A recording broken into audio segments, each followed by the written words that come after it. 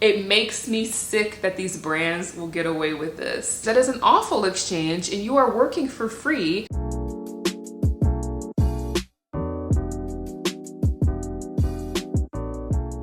Hey girls, welcome back to the channel. If you're new to content creation and you want to learn how to grow and monetize your platform, here are some mistakes that you want to avoid. I made a part 1 to this video, so if you haven't seen that yet, make sure you tune in. Now, one thing that I emphasized in my first video is that content creation is not a race, it's a journey. Now, I'm still learning and growing on my journey as a content creator, but these are some mistakes that I made in the past, and I honestly wish that I had someone there to tell me what's tea. So I'm gonna be your big sister and tell you the tea. Now let's sip to that. From the first video, what's the most important thing that we learned? Product is not what? Payment. Exactly. Product is not payment. I talked about this in my first video, but I got a few questions, so I want to elaborate on this. Because the first mistake I made was not really realizing when a brand was asking for a gifted collaboration. Because oftentimes a brand is not going to outwardly use the words gifted collaboration, but they will use certain words and key phrases to say that they want content in exchange for them sending you a gift. So for example, a brand might email you and be like, oh, we would love you to try out this product and we would love to see you create some awesome content around it. You want me to work for free. They also might say something along the lines of, if the brand really loves your content, they might repost it, or, you know, we might boost your page. Girl, don't fall for it. I'm sorry. It makes me sick that these brands will get away with this, especially with new content creators, because that sounds like a dream, right? Like, I'm getting $500 worth of free product, and you know, you're gonna repost onto your social media and you're gonna boost my page, and all I have to do is make one TikTok, one video. That sounds like an awesome exchange.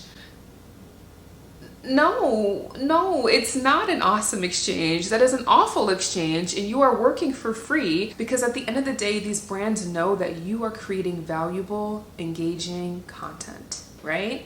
And if they can try to get you to create valuable and engaging content for free, they're gonna try to get you to create valuable and engaging content for free. Now, this next thing that I'm gonna say, I really need y'all to hear me as if I'm just your big sister, okay, girl? A lot of new content creators think that if they accept a gifted collaboration, then it can turn into a paid collaboration.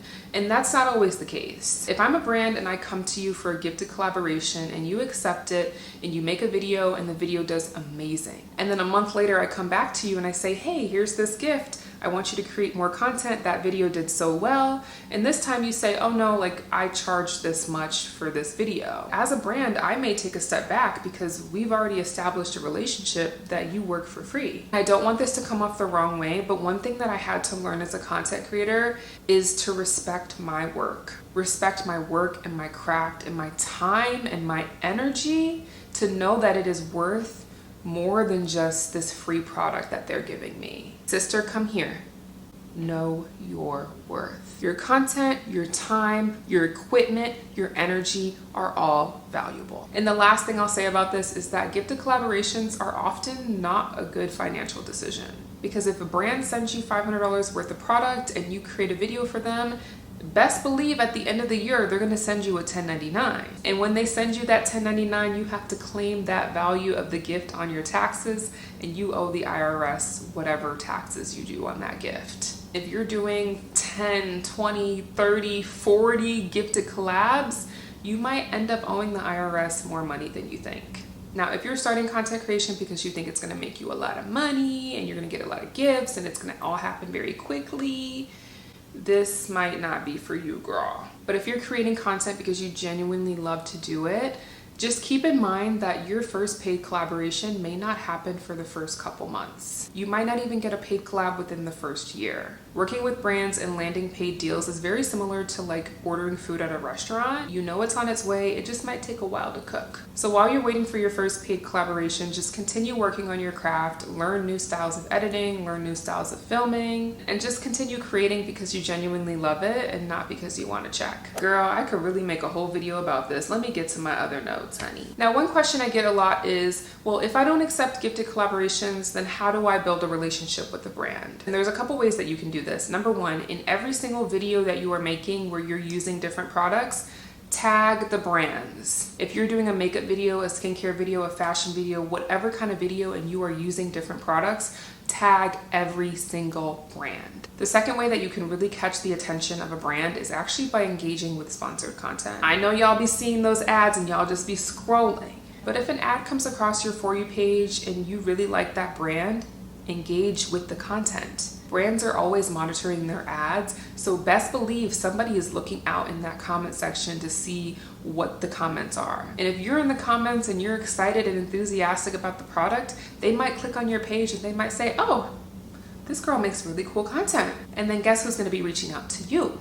Another way that you can do this is by commenting on the brand's actual social pages. So make sure that you're following your favorite brands on their socials and engaging with their content. If there's a new product launch and you're really excited about it, you can leave a comment and say, oh my gosh, I'm so excited to try this product out. And lastly, be in their DMs, girl. You don't need to send them a long life story about your entire content creation journey, girl. Keep it cute, keep it simple. Ask them if they have any upcoming campaigns that would be a good fit for you. Ask them if they have any upcoming events in your area. Girl, you can even ask them to get on their PR list. But whatever you do, just remember to keep it cute in the DMs. Now, the second mistake I made as a content creator is sleeping on SEO, search engine optimization. Girl, I didn't know what I was doing when I first started as a content creator. I was just posting things with any type of caption, any type of hashtags. I was just trying to get my videos out there. Then I started learning about SEO. And the best way to describe it is that social media is literally like Google, especially TikTok. I think it came out that TikTok is like the second most used search engine. So when you're posting your videos, make sure that your captions and your hashtags are relevant. One thing I like to do is actually search up the theme of the video before I post it. So for example, if I'm making a video about my makeup routine, I'm gonna search makeup routine, and then I'm gonna see a list of all the things that people are searching. So everything that pops up when you search for the category of your video should be in your hashtags, it should be in your caption. Create hashtags out of those things. The sun is literally setting right now, so my lighting is changing. I've been yapping for the last like 45 minutes and I need to leave to go to my Pilates class. I thought I would be done with this video, but I'm not, so I'm gonna have to be right back. She's back. I'm back and I'm ready to continue talking my shit. TikTok also has this new feature called Creator Search Insights, and that's a really good tool to use to see what people are searching and then create content based on those searches. The third mistake that I made as a new content creator was not having the algorithm work for me. I made a video about this on my TikTok, but basically a lot of times we try to focus on like working for the algorithm and making sure that we're posting content for the algorithm, but really you want the algorithm to work for you. So if you want to maximize your impact and reach on social media, then you want to have an algorithm that knows you and your content so well that it pushes it out to the correct people. Now, I don't know if anyone's ever talked about this before, but this is just something that I do and something that I'm paying attention to. But basically, if I want to know if my algorithm is working for me, I close out my apps and then I restart them. And then the first 5 to 10 videos should be within my niche or adjacent to my niche. So for example, I create makeup content. So whenever I log into my app, the first 5 to 10 videos should be makeup or skincare or even hair videos, because those styles of content are in my niche and adjacent to my niche. People who are watching beauty videos are most likely also watching skincare videos. People who are watching beauty videos are also most likely watching hair videos. So when your algorithm is showing those types of content, you know that you're reaching the right people. But if you're opening up the app and all your videos are pretty random and they seem out of place, then the algorithm might not be working for you. And again, this is just all speculation, and it's something that I've noticed, especially because I started on TikTok with a completely different account. And about 2 years ago, I restarted on TikTok, and what I noticed between the two accounts is that my first account, the algorithm was super random, but then my new account, all my videos are focused on beauty and skincare and lifestyle, and that's my niche. And on my old account, I noticed, I'm like, why are my videos not reaching people? But with my new account, I feel like I'm reaching the right people. So now that I've seen the difference between the two accounts, I'm definitely more intentional about the content that I engage with. And of course, there are other factors. I mean, I'm filming my content completely different, so the quality's better, and I'm using SEO, so those things definitely play a factor in the audience that I'm reaching. But I definitely think that having an algorithm that's aligned with my niche helps. So it might be a little bit of speculation and I can't completely prove it, but it's my hypothesis. The next big mistake that I made as a new content creator was focusing on going viral versus focusing on building community. I've said this before and I will say it again, building community will be the most important part of your content creator journey. I can really speak to TikTok because that's how I started and that's my largest community. But I started my first account around 2020 and that's when everybody was on TikTok, everybody was going viral, people were getting millions of followers overnight. And it's not that that doesn't still happen, but things have definitely changed. And it created this false sense of hope because not only myself, but everyone else was also trying to post, these viral videos and gain all these followers. But then in the end, people weren't following you because of you. People were following you because of your videos. So I really had to switch my mindset and start creating content that was for me and content that I love creating versus creating content that I think everybody else will love. Now, a discourse that I've been seeing a lot lately on social media is the difference between creating content and creating videos. Now let's have another big sister moment because I really mean this with good intention, but I see it all the time where people are starting out with their content creator journey and they haven't quite mastered the difference between creating videos and creating content. Creating content is very intentional and oftentimes serves a purpose. And that intention can be a variety of things. It could be educational, it could be inspiring, it could just be humorous. But that intention is very important if you want to be a successful content creator because anybody can turn on their phone. We all have phones. Anybody can just start a video and do their makeup and then post the video. When there's intention behind it to educate or inspire or just make someone laugh, that is very different than just creating a video. You can look at any of your favorite content creators and you can see how much intention goes behind their videos. One of my favorite things to do is actually study other content creators. So I pay attention to how they film their videos, how comfortable they are on camera, what captions are they using, what hashtags are they using.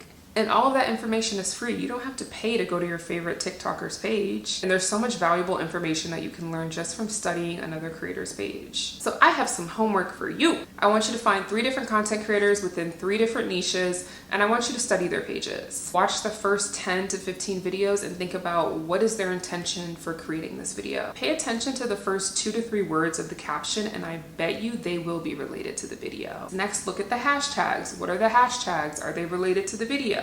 There's so much knowledge that you can learn just from watching your favorite successful content creators. I talked about this in part 1, but literally scroll down to the very bottom. Girl, scroll. Okay, scroll. And I want you to see how much growth that creator has made. Because if they can do it, you can do it. Exactly.